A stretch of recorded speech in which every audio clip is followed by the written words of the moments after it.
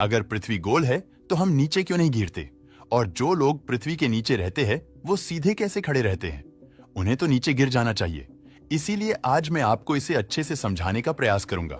हम जो चीज ऊपर फेंकते हैं वो आखिरकार वापस लौटकर नीचे गिर ही जाती है। और हर चीज नीचे ही क्यों गिरती है? उस पर कौन इतनी फोर्स लगाता है कि वह अगर बहुत ऊपर भी चली जाए तब भी वापस नीचे ही गिर जाती है? चीजों के नीचे गिरने का जिम्मेदार हम पृथ्वी को नहीं बल्कि नीचे की दिशा को मानते हैं। आप लोगों को लग रहा होगा कि चाहे चीजें पृथ्वी की ओर गिरे या फिर नीचे की ओर, दोनों एक ही तो बात है। पर नहीं दोस्तों, छोटे लेवल पर तो इन दोनों बातों का मतलब एक ही है, लेकिन जैसे जैसे हम बड़ी स्केल में तुलनाएं करते हैं तो इन दोनों बातों में बहुत बड़ा अंतराल आता है। बड़ी स्केल यानी एस्ट्रोनॉमिकल स्केल में पृथ्वी की तरफ गिरना और नीचे गिरना, इन दोनों बातों में जमीन आसमान का फर्क है, क्योंकि कि हम फोर्सेस की दिशा को नहीं समझ पाते। सबसे पहले हमें यह समझाना होगा कि चीजें हमेशा पृथ्वी की ओर गिरती हैं। नीचे तो बाकी दिशाओं की तरह ही केवल एक दिशा है और कोई दिशा हम पर फोर्स लगाकर हमें अपनी ओर खींच नहीं सकती। इसलिए सूरज, चांद, तारे और बाकी ग्रह अपनी पोजीशन आराम से बनाए रखते हैं, क्योंकि उन पर नीचे की तरफ कोई फोर्स नहीं लग रही। अब शायद आपके मन में सवाल आ रहा होगा, हर चीज पृथ्वी की ओर गिरती है तो सूरज, चांद और बाकी प्लैनेट्स क्यों नहीं गिरते दोस्तों? इसका जवाब हम तब समझेंगे जब हमें यह पता होगा कि आखिरकार चीजें पृथ्वी की ओर गिरती ही क्यों है। जब हम किसी गेंद को पूरी ताकत लगाकर ऊपर फेंकते हैं तो हम देखते हैं कि धीरे धीरे उसके ऊपर जाने की स्पीड कम हो जाती है और फिर वो गेंद वापस पृथ्वी की ओर गिर जाती है। अब ऐसा क्यों होता है? चलिए इसे भी समझ लेते हैं। महान न्यूटन ने बताया था कि पूरे ब्रह्मांड में अगर कोई भी चीज स्थिर है तो वो स्थिर ही रहेंगी, और अगर किसी स्पीड से मूव कर रही है तो उसी स्पीड से मूव करती रहेंगी जब तक उस पर कोई बाहरी फोर्स ना लगे। अब जैसा कि हमने देखा, ऊपर फेंकी जाने वाली गेंद की स्पीड धीरे धीरे कम हो रही थी और फिर वो वापस नीचे गिरने लगी। तो इससे एक बात तो कंफर्म हो गई कि उस पर कोई फोर्स लगा रहा है, लेकिन हमें तो वहां फोर्स लगाने वाला कोई दिखता ही नहीं।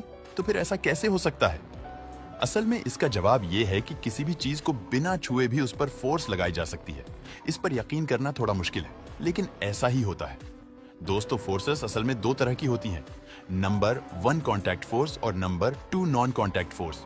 इनमें से कॉन्टैक्ट फोर्स उन फोर्सेस को कहते हैं जो किसी चीज को छूकर उनके संपर्क में आकर उन पर लगाई जाती हैं, जैसे जब हम किसी गाड़ी को धक्का देते हैं या फिर किसी चीज को उठाकर कहीं रखते हैं, तो असल में हम उस पर कॉन्टैक्ट फोर्स लगा रहे होते हैं।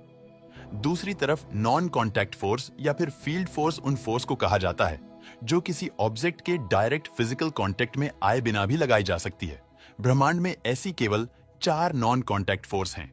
Number 1 strong nuclear, force number 2 weak nuclear, force number 3 electromagnetic, number 4 gravitational force. Electromagnetic के बारे में शायद आप जानते ही होंगे। अभी के लिए आप केवल इसे मैग्नेटिक फोर्स मान लीजिए, और हम सब ने कभी ना कभी देखा ही होगा कि मैग्नेटिक यानी कि चुंबक को फोर्स लगाने के लिए जरूरी नहीं है कि उस ऑब्जेक्ट के संपर्क में ही लाया जाए। चुंबक कुछ दूरी से भी फोर्स लगा सकता है।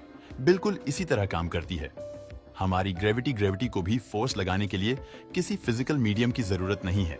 वैसे तो ग्रेविटी सबसे कमजोर फोर्स है, लेकिन इसका असर अरबों किलोमीटर दूर तक भी हो सकता है। यही कारण है कि ग्रेविटी हमारे पूरे ब्रह्मांड के स्ट्रक्चर के लिए जिम्मेदार है।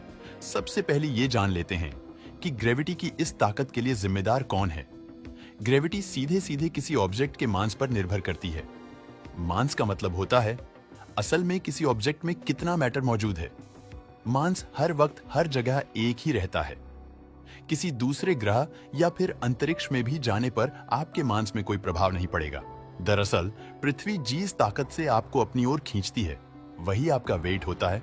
अब क्योंकि वेट पृथ्वी के खींचने की ताकत पर निर्भर रहता है, तो यदि आप किसी और ग्रह पर जाते हैं तो आपका वेट बदल जाएगा, और अंतरिक्ष में तो ये 0 हो जाता है क्योंकि वहां पर आप पर कोई फोर्स नहीं लगती।